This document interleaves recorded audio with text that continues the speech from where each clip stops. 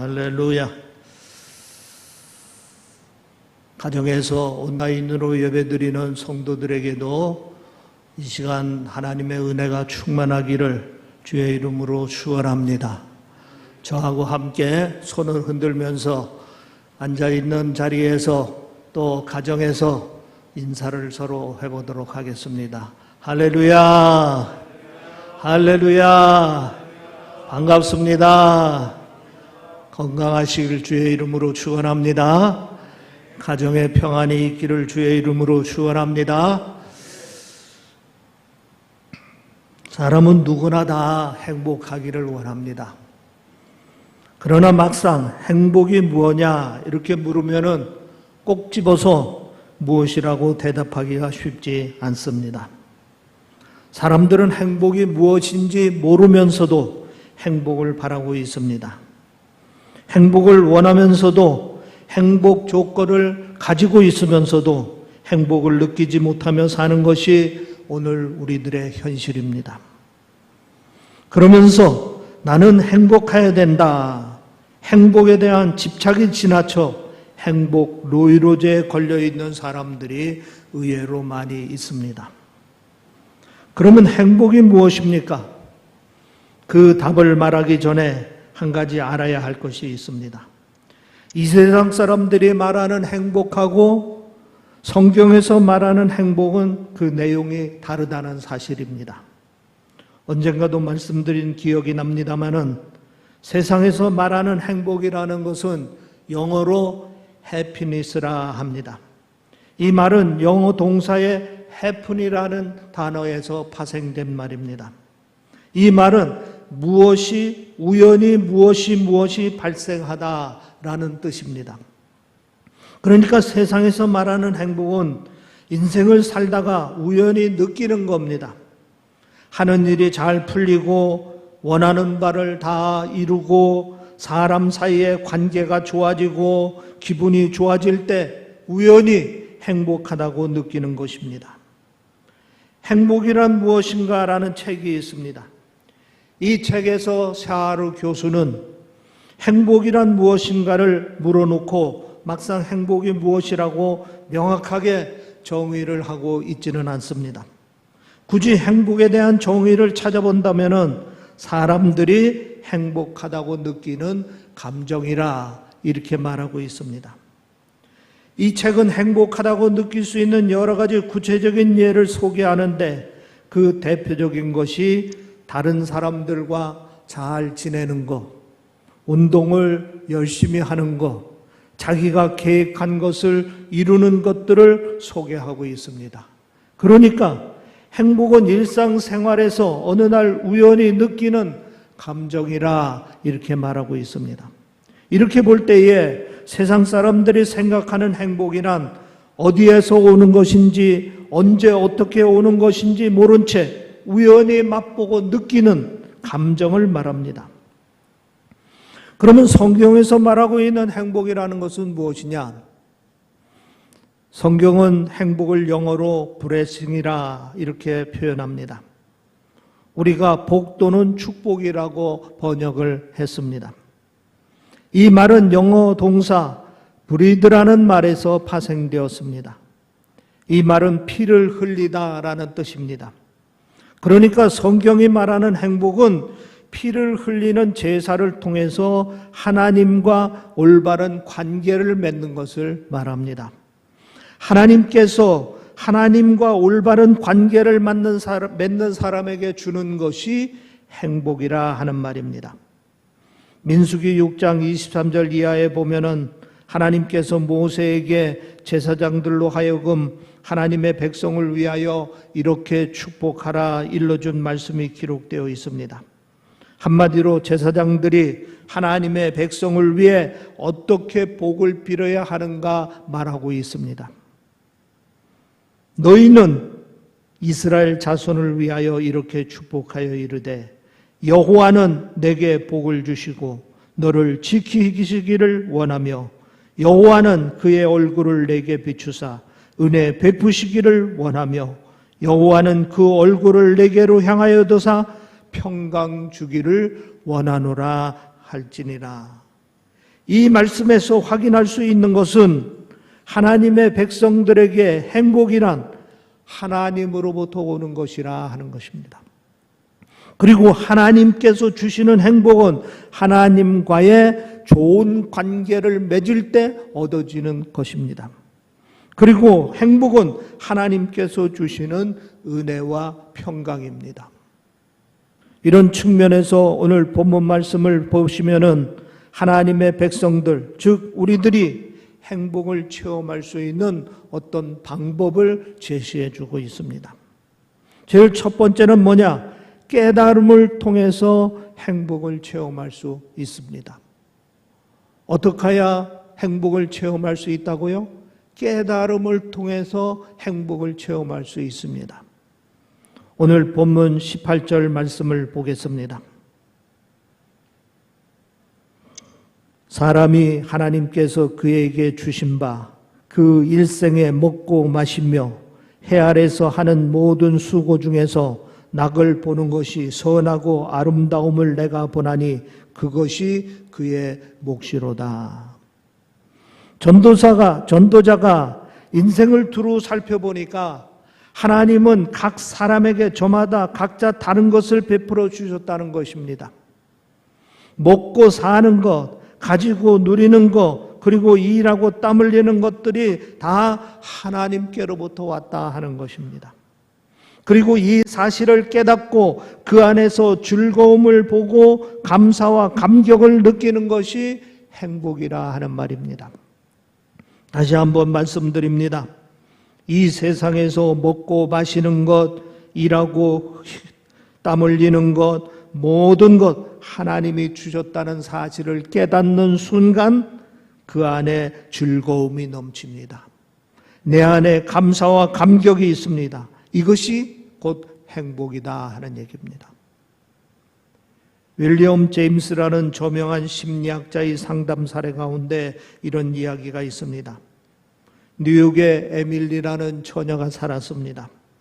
그녀는 자신이 불행한 여자라고 한탄하며 살았습니다. 다른 친구들처럼 멋진 남자와 데이트도 하고 사랑을 나누고 싶었지만 어떤 남자도 자기에게는 관심을 보이지 않는 것입니다. 그녀가 제임스 박사를 찾아가 도움을 청했습니다. 제임스 박사가 상담을 하고 3가지 처방을 내려주었습니다. 하나, 내일 백화점에 가서 새 옷을 사 입되 점원이 골라주는 것으로 입어라. 2번째, 내일 미장원에 가서 헤어스타일을 이쁘게 잘 꾸미고 꾸밀 때 단 미용사가 권하는 스타일로 꾸며라. 3번째, 우리 집 파티에 와서 파티 진행을 서빙을 잘 도와주라. 그 다음날 에밀리는 제임스 교수가 시키는 대로 백화점에 가서 점원이 골라주는 대로 새 옷을 샀습니다. 미용사에게 가서 미용사가 만들어준 멋진 헤어스타일을 만들었습니다. 그리고 나서는 제임스 박사의 파티장에 가서 파티가 성공적으로 끝나도록 다른 사람들을 도우며 서빙을 했습니다. 그러는 동안에 절로 신바람이 나고 춤추는 신명이 났습니다. 두 눈은 반짝거리고 있었습니다. 남을 배려하며 봉사하는 그 모습은 정말 아름다워 보였습니다. 파티가 끝나자 에밀리는 집으로 간 때 바라다 주겠다는 멋진 청년들이 여럿이 나타났습니다. 이날 에밀리는 자신의 새로운 모습을 발견했습니다. 자기도 충분히 매력이 있고 자기에게 관심 보이는 남자들도 여럿이 있다는 사실을 알았습니다. 이날 에밀리는 큰 행복을 맛보았습니다. 이와 같이 행복은 깨달음을 통해서 얻게 되는 것입니다. 하나님께서 내게 너무도 많은 것들, 너무도 귀한 것들, 너무도 멋진 것들을 주셨는데 우리가 그 사실을 발견하지 못하고 우리가 깨닫지 못해서 스스로 불행하다고 생각한다면 그 사람은 절대로 행복해질 수가 없는 겁니다. 내가 이미 받은 축복을 깨달아야 합니다. 내가 이미 가지고 있는 것을 깨달아야 합니다. 내 안에 있는 축복의 내용을 헤아려 보면 우리는 얼마든지 행복할 수 있는 조건들을 이미 하나님으로부터 받았다는 사실을 알게 될 것입니다. 그럴 때 행복함을 느낄 수가 있게 되는 것입니다. 야고보서 1장 16절 이하에 보면은 야고보 사도는 이렇게 말하고 있습니다. 내 사랑하는 형제들아, 속지 말라. 온갖 좋은 은사와 온전한 선물이 다 위로부터 빛들의 아버지로부터 내려오나니 그는 변함도 없으시고 회전하는 그림자도 없으시니라. 그가 그 피조물 중에 우리로 한 첫 열매를 되게 하시려고 자기의 뜻을 따라 진리의 말씀을 우리를 낳으셨느니라. 우리는 속지 말아야 합니다. 하나님께서 우리에게 너무도 귀하고 아름다운 것을 풍성하게 베푸셨습니다. 우리를 정말 소중한 사람들로 이 땅에 살게 하셨습니다. 여러분, 하나님께서 우리를 소중하게 만드셨고 귀중한 것들을 풍성하게 베풀어 주셨습니다. 그런데 사탄은 늘 우리를 속입니다. 남들의 장점과 우리의 부족한 점을 비교하게 합니다. 우리의 욕망을 부추겨서 불평불만하게 합니다. 그래서 스스로 불행하다고 느끼게 만듭니다. 속으면 안 되는 겁니다. 하나님께서는 우리만의 장점을 갖게 하셨습니다. 그리고 우리에게 꼭 필요한 것들을 풍성하게 채우셨습니다. 이 점을 깨닫게 되면 우리는 행복해질 수가 있는 겁니다. 하나님이 나에게 필요한 것을 채워주셨고 하나님이 내 인생을 통하여 이루고자 하시는 것을 이루도록 준비해 두셨다는 사실을 깨달을 때 우리는 행복할 수 있습니다. 두 번째로는 누림을 통해서 우리가 행복을 체험할 수가 있습니다. 오늘 본문 19절 말씀 보겠습니다. 또한 어떤 사람에게든지 사람이 재물과 부유를 그에게 주사 능히 누리게 하시며 제 몫을 받아 수고함으로 즐거워하게 하신 것은 하나님의 선물이라. 하나님께서 우리에게 필요한 것, 소중한 것, 그리고 멋진 것들을 주셨다는 것을 깨달을 뿐 아니라 그것들을 누리라고 말씀하고 있습니다. 하나님께서 주신 것을 귀한 선물로 여기고 잘 사용하고 누릴 때 행복을 체험할 수가 있습니다. 경복궁이라는 이름의 뜻이 무엇인지 아십니까? 태조 이성계가 역성혁명을 하고는 도읍을 한양으로 옮기기로 하고 그 모든 책임을 정도전에게 맡겼습니다. 정도전이 이 공사를 마치고 이름을 시경에 나오는 군자만년 개의 경복이라는 구절에서 마지막 경복이라는 말을 따서 경복궁이라고 이름을 지었다고 합니다. 그 뜻은 큰 복을 누리라 하는 뜻입니다. 그러니까 경복궁이라는 이름은 이 궁에서 다스리는 왕의 통치와 함께 백성들이 큰 복을 누리기를 기원하는 마음을 담은 이름인 것입니다. 나라를 새로 세우면서 국정 철학의 경복, 즉 백성이 큰 복을 누리는 것을 기원한 것입니다. 성경을 보면은 하나님의 마음이 이랬습니다. 이스라엘 백성을 가나안 땅으로 인도하시면서 그 땅에서 복을 누리며 살기를 바라셨습니다. 신명기 11장 10절 이하에 보면 이렇게 말씀하고 있습니다. 내가 들어가 차지하려는 땅은 내가 나온 애굽 땅과 같지 아니하니. 그리고 11절 말씀을 보면은 내 하나님 여호와께서 돌아보아 주시는 땅이라 말씀하셨습니다.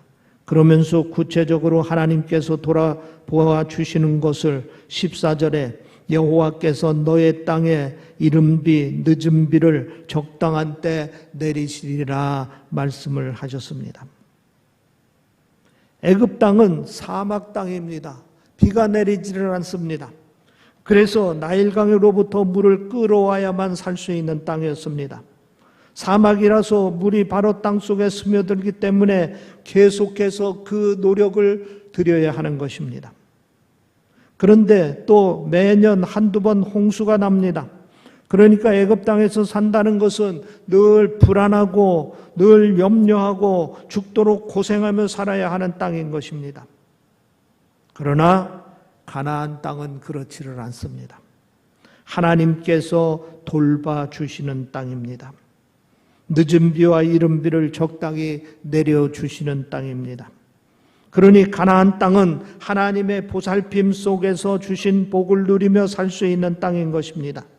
가나안 땅과 애굽 땅의 차이는 하나님이 보살펴 주느냐 그렇지 않느냐의 차이점인 것입니다.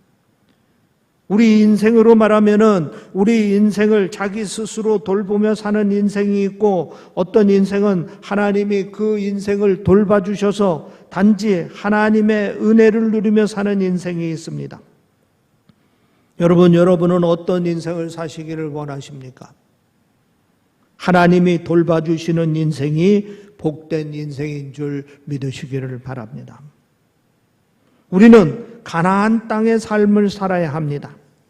이미 주신 하나님의 은혜를 누리며 살아야 합니다. 염려하거나 무엇인가 내 힘으로 해보려고 쩔쩔매며 살 필요가 없습니다. 앞으로도 하나님께서 늦은 비와 이른 비를 또 주실 것이기 때문에 믿음으로 오늘 우리에게 주신 분복을 누리며 살면 되는 겁니다. 그러는 중에 우리는 행복을 느낄 수가 있는 겁니다. 청소년들 중에 이렇게 생각하며 인생을 사는 사람이 있습니다. 앞으로 좋은 대학에 들어가면 행복해질 거야. 좋은 대학에 다니는 학생들은 또 이렇게 생각합니다. 좋은 회사에 취업하고 예쁜 여자와 결혼하면 행복해질 거야. 좋은 회사 다니고 예쁜 여자와 결혼하면서 사는 사람은 또 이렇게 생각합니다. 승진하고 부자가 되면 행복해질 거야. 도대체 언제 행복해지겠습니까? 이런 생각들이 우리를 불행하게 만듭니다. 오늘 우리는 충분히 행복을 느낄 수 있는 조건을 가지고 있습니다. 내 주변을 돌아보십시오. 하나님께서는 너무도 많은 것을 주셨습니다. 참 좋은 것을 베풀어 주셨습니다. 그것을 누리며 사는 겁니다. 그러면 여러분은 오늘 당장 행복해질 수가 있는 것입니다. 내 인생은 내가 노력하고 또 관리하고 애써서 이루는 인생보다는 하나님께서 돌보시고 지키시고 하나님께서 인도하시는 인생을 살 때 진정 우리가 행복을 누리면서 살 수 있음을 이 시간 분명히 믿으시기를 바랍니다. 세 번째, 기쁨을 통해서 행복을 체험할 수 있습니다.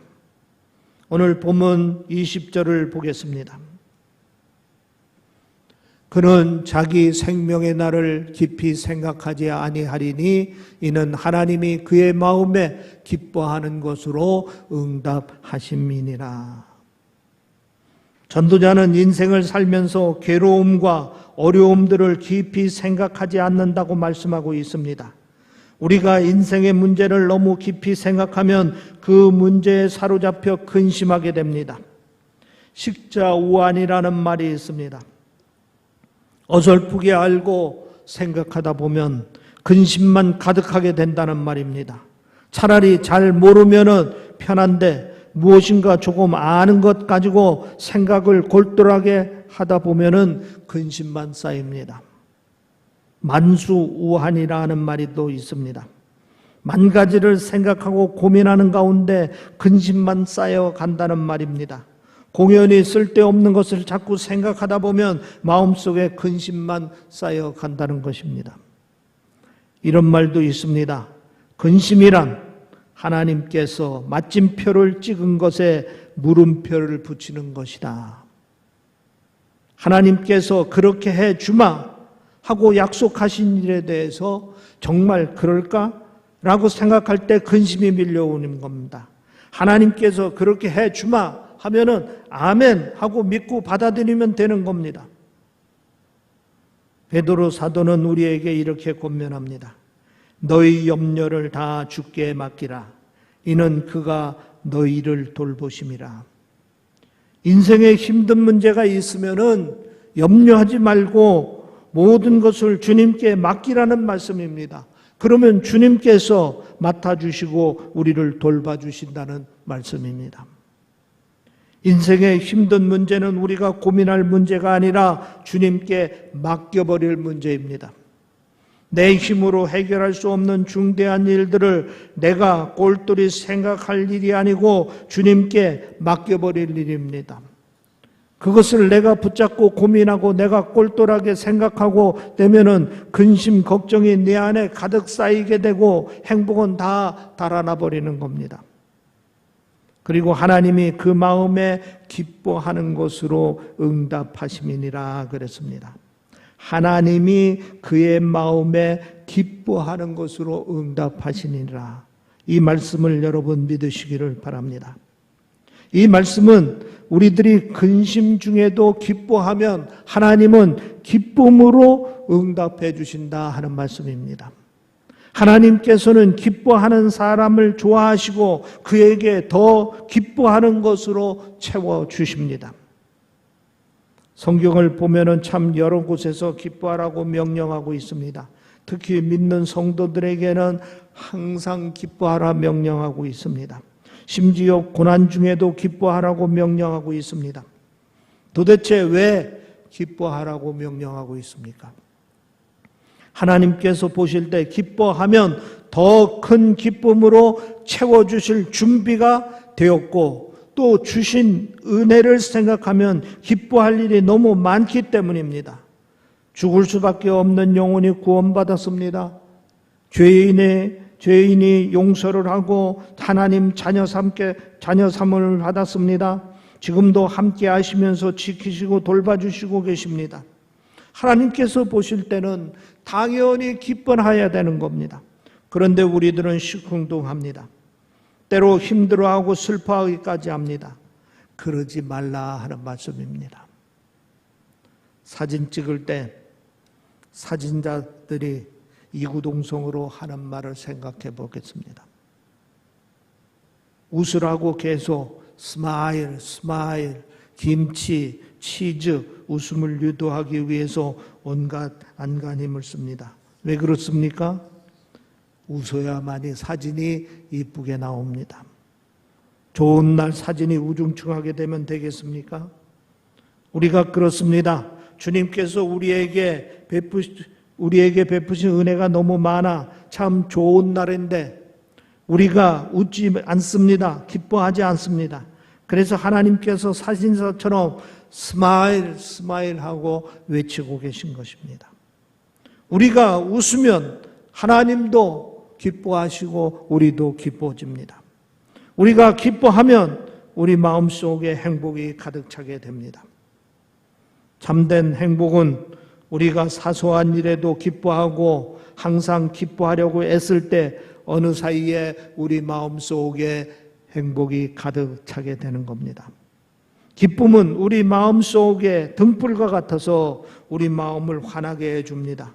그리고 환하게 밝은 우리 마음속에 행복의 꽃이 활짝 피어나게 되는 것입니다. 여러분 행복하십니까? 정말 행복하십니까? 하나님은 우리들이 행복하길 원합니다. 그리고 우리가 행복하게 살 수 있도록 이미 은혜로 축복도 풍성하게 베풀어 주셨습니다. 우리는 하나님과 좋은 관계를 속에서 먼저 이 점을 깨달아야 합니다. 하나님이 베풀어 주신 은혜를 풍성히 누려야 하는 것입니다. 그뿐만 아니라 우리는 항상 즐거워하고 기뻐해야 합니다. 그러면 우리 마음에 행복이 가득합니다. 주님 안에서 늘 행복함을 느끼고 행복함으로 주님께 감사하는 삶이 되시기를 주의 이름으로 축원합니다. 기도하겠습니다. 아멘. 할렐루야. 아버지 하나님, 오늘도 주님 앞에 나와 예배드리게 하시니 감사합니다. 코로나 사태로 인하여 대면 예배는 드리지 못하지만 온라인으로라도 예배를 드리고 하나님의 말씀을 듣게 하시니 아버지 하나님 감사합니다. 이 시간 행복하려면은 우리가 어떻게 하여야 행복해지는 것인가 하는 주의 말씀을 들었습니다. 정말 우리의 인생이 행복함을 느끼면서 기뻐하며 감사하며 하나님을 찬양하는 삶이 될 수 있도록 인도하여 주시옵기를 간절히 원하옵나이다. 하나님과 늘 좋은 관계 속에서 하나님의 은혜를 깨닫고 베풀어 주신 은혜를 풍성히 누리는 삶이 될 수 있도록 인도하시고 항상 즐거워하며 기뻐하는 삶을 누릴 수 있도록 인도하여 주시옵소서. 아버지 하나님 간절히 원하옵니다. 우리 신림교회에 속한 우리 모든 성도들을 주께서 축복하여 주시어서 그 심령에 주의 사랑을 가득히 부어주시고 주의 은혜의 기쁨을 가득히 부어주시고 감사의 조건을 가지고 주를 찬양하며 기뻐하며 사는 삶이 될 수 있도록 인도하여 주시옵소서. 또한 아버지 하나님 이 시간 간절히 원합니다. 우리 온라인으로 예배드리는 성도들의 심령을 다 어루만져 주시어서 저들이 가지고 있는 근심, 걱정, 염려, 불안 다 쫓아주시고 주의 기쁨과 행복으로 가득히 채워주시어서 항상 웃으며 기뻐하며 감사하며 하나님을 찬양하는 삶이 될 수 있도록 주여 축복하여 주시옵소서. 감사하오며 우리 주 예수 그리스도의 이름으로 축복하며 기도하옵나이다. 아멘. 아멘. 말씀